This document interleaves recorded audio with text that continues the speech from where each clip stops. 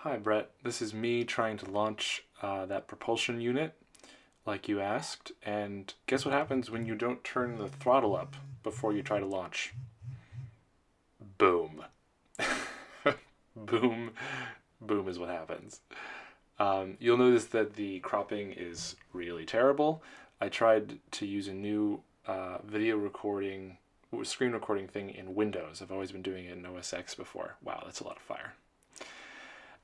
This is the first one that actually worked at all, but did not get the cropping right, clearly, so apologies for that. Really, the big loss is no nav ball.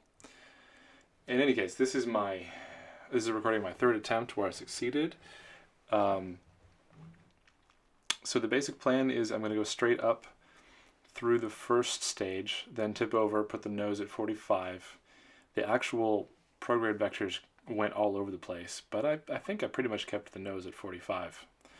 The key thing was to keep the apoapsis, yeah, there, I'm starting to turn. Oh, this is 4x, by the way, 4 times speed.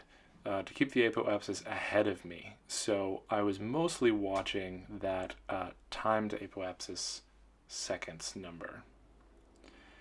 It takes a really long time. So although it's got plenty of fuel, it's a little under thrusted for this purpose. So that's why it takes so long. You can't do the normal straight up and then sideways approach.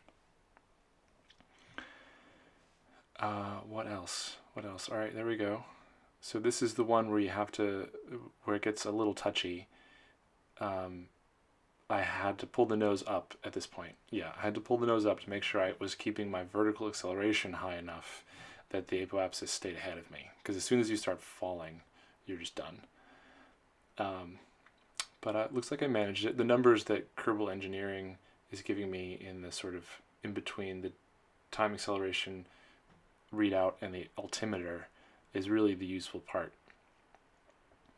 There I'm above 70 my apoapsis, but I need to sort of keep the vertical acceleration up so I don't reach it. And it looks like I'm doing well. Okay, final stage. I actually forgot there was another stage for a second there. That's why the separation took a while. Oh, and then the next part is Brett's fault. You'll notice that, well, I cut it out to save length, but the decoupler between this last bit of the launch stage and the actual propulsion module, there I'm circularizing, just fixing my circularity a little bit. The two docking modules were not set correctly. They weren't facing each other, so detaching didn't actually work. But now we know we can get into orbit.